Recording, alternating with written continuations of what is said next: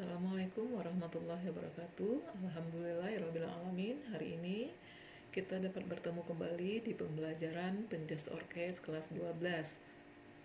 Sebelumnya Ibu sudah memaparkan tentang silabus yang akan kita pelajari pada semester 1 dan semester 2. Baik, memulai pertemuan kita kali ini, marilah sama-sama kita berdoa semoga apa yang kita sampaikan dan kita pelajari pada hari ini memberikan manfaat bagi kita semua.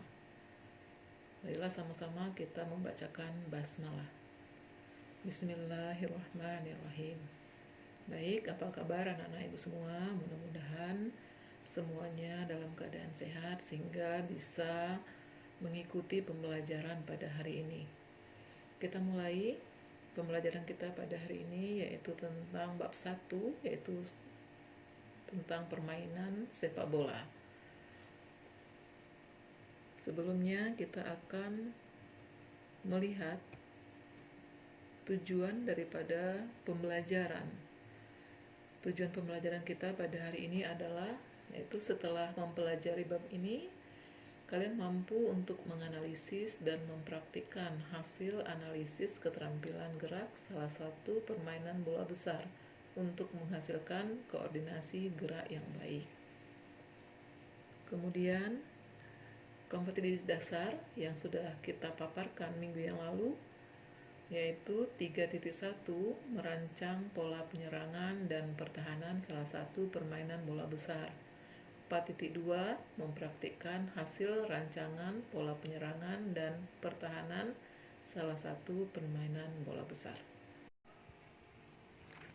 Baiklah, kita lanjutkan berikutnya yaitu tentang sejarah dari permainan sepak bola. Sejarah sepak bola ini di Indonesia itu dimulai sejak pemerintahan Hindia Belanda pada 1914. Pada masa itu banyak terjadi kompetisi antar masing-masing kota di Pulau Jawa. Nah, sebelum berdirinya PSSI di Indonesia itu sudah ada Nederland Indische Voetbal Bond atau disingkat dengan NIVB, yaitu sebuah organisasi sepak bola yang didirikan oleh perkumpulan-perkumpulan sepak bola pada masa pemerintahan Hindia Belanda. Pada tahun 1927, NIVB berganti nama menjadi Nederland Indische Voetbal Unie atau disingkat dengan NIVU. Nah, kemudian berdasarkan sejarahnya sepak bola masuk ke Indonesia itu setelah diciptakan pertama kali di dataran Cina, tepatnya sekitar abad kedua Masehi. Saat itu bola yang dipakai bermain terbuat dari kulit hewan. Nah, kemudian sepak bola ini masuk ke Indonesia secara resmi dimulai saat Persatuan Sepak Bola Seluruh Indonesia atau PSSI pada tanggal 19 April 1930 di Yogyakarta. Saat berdirinya PSSI itu banyak terjadi kegiatan politik yang menentang penjajahan Hindia Belanda. Kemudian PSSI didirikan oleh Suratin Sosrosoegondo dan sekaligus menjadi ketua PSSI yang pertama. Nah, itu sejarah singkat dari sejarah sepak bola. Yang mendirikan adalah Bapak Suratin Sosrosoegondo. Itu merupakan seorang insinyur sipil lulusan Ecklenburg, Jerman pada tahun 1927. Nah, Ibu rasa anak semua sudah paham tentang sejarah daripada permainan sepak bola, karena sepak bola ini adalah suatu olahraga yang sangat digemari oleh masyarakat Indonesia dan dunia. Kita lanjutkan berikutnya yaitu unsur-unsur dalam permainan sepak bola. Nah, ini unsur-unsurnya dalam permainan sepak bola diantaranya itu ada 1 lapangan, 2 perlengkapan, 3 posisi pemain, 4 perwasitan, dan 5 peraturan. Jadi nanti yang Ibu jelaskan yaitu tentang perwasitan dan peraturan. Sedangkan lapangan, perlengkapan, posisi pemain itu sudah kita pelajari di semester 1 di kelas 11. Nah, hanya mengingatkan kembali bahwasanya yang pertama itu lapangan itu panjangnya 90 sampai 120 meter, kemudian lebar lapangan 45 sampai 90 meter. Kemudian perlengkapan itu ada bola, kemudian seragam tim ya, kemudian yang ketiga itu sepatu, 4 itu pelindung tulang kering, berikutnya kaos kaki dan sarung tangan itu khusus untuk penjaga gawang. Itu garis besarnya saja. Kemudian posisi pemain. Di sini ada posisi pemain seperti penyerang atau striker, kemudian penjaga gawang, gelandang, kemudian back atau pemain belakang. Ya, kemudian kita lanjutkan dengan yang keempat, yaitu tentang perwasitan. Ya, di sini langsung ya kita ke unsur yang keempat, yaitu tentang perwasitan. Syarat-syarat menjadi wasit.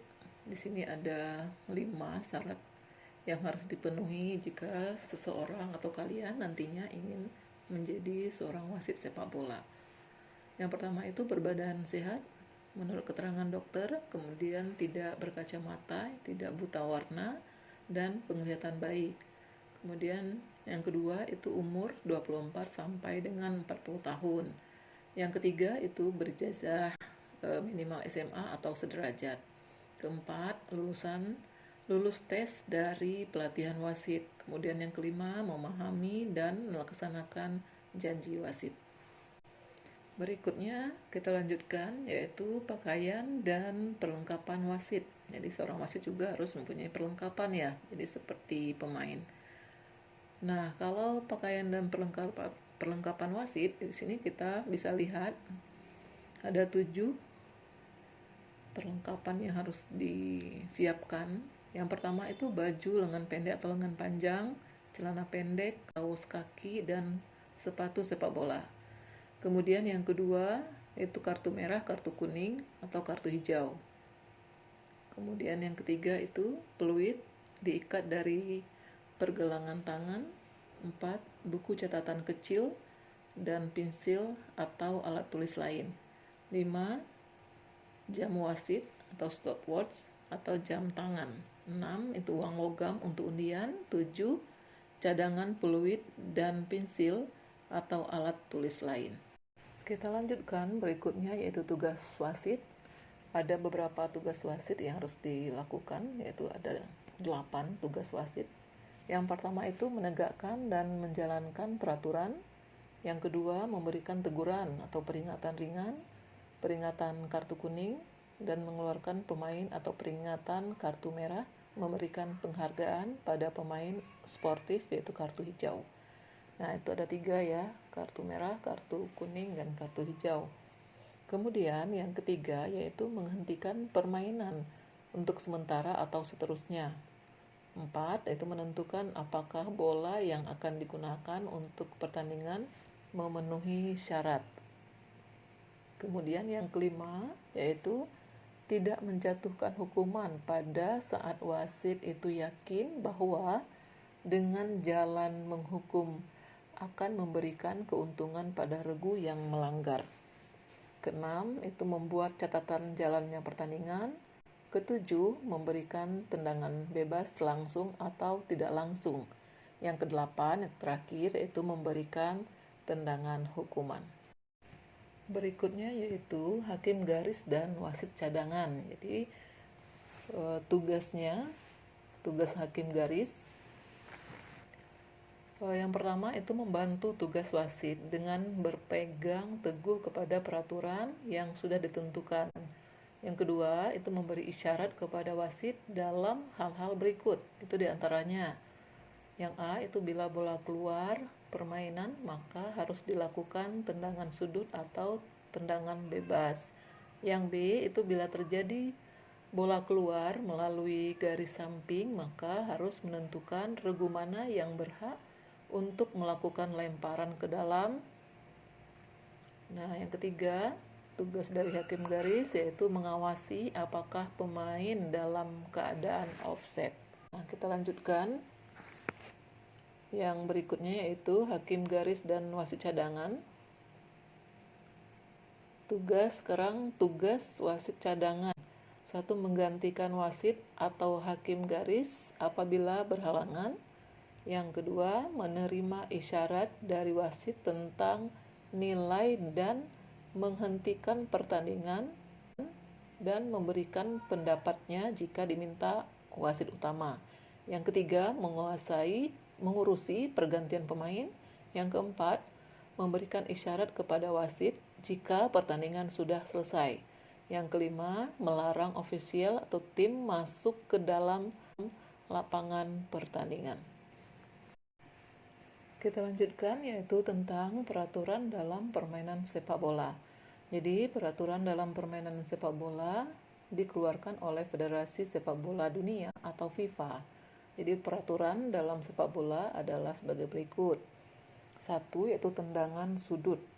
Ya, tendangan sudut artinya itu tendangan yang diberikan kepada tim yang menyerang apabila bola keluar melewati garis gawang dan sebelumnya bola menyentuh pemain dari tim yang bertahan. Kemudian yang B itu lemparan ke dalam. Lemparan ke dalam itu merupakan salah satu cara untuk memulai kembali ya permainan dalam sepak bola dengan cara melempar bola menggunakan tangan.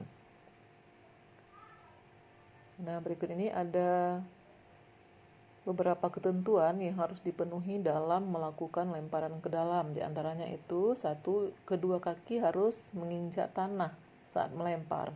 Kemudian yang kedua, pelempar harus berada di luar garis lapangan. Yang ketiga, bola dipegang dengan kedua tangan dan lemparan dimulai dari belakang kepala melewati atas kepala. Gerakan melempar tidak boleh dengan gerak tipu. Kemudian yang ketiga, offset, yang sering sekali kita dengar ya. Offset adalah seorang pemain berada dalam posisi offset apabila ia lebih dekat dengan garis gawang daripada bola atau pemain lawan. Nah, itu. Kemudian yang D, tendangan gawang. Tendangan gawang itu dilakukan apabila bola keluar melewati garis gawang dan bola menyentuh pemain lawan sebelum keluar lapangan. Kemudian yang E, waktu permainan. Waktu permainan sepak bola itu berjalan selama 2 babak dengan masing-masing babak berdurasi 45 menit. Ya, istirahat selama 15 menit di antara 2 babak. Nah, itu. Kemudian ada handball. Nah, handball ini adalah terjadi apabila seorang pemain atau selain penjaga gawang menyentuh bola. Jadi hukuman yang diberikan apabila terjadi handball adalah tendangan bebas untuk tim lawan yang dilakukan pada tempat terjadinya handball. Kemudian yang berikutnya yaitu bermain kasar. Nah, bermain kasar ini dianggap itu bermain apabila melakukan gerakan-gerakan yang dapat membahayakan pemain lawan maupun dirinya sendiri. Ya, jadi itu tadi, itu peraturan-peraturan yang kita lakukan atau kita terapkan dalam permainan sepak bola. Nah, kita lanjut ya ke pertemuan kita yang kedua yaitu minggu depan, yaitu tentang taktik dan strategi permainan sepak bola. Nanti Ibu akan memberikan beberapa video yaitu tentang taktik ataupun strategi dalam bermain sepak bola. Cukup sekian pada hari ini. Marilah sama-sama kita mengucapkan hamdalah. Alhamdulillahirabbil alamin. Terima kasih. Wassalamualaikum warahmatullahi wabarakatuh.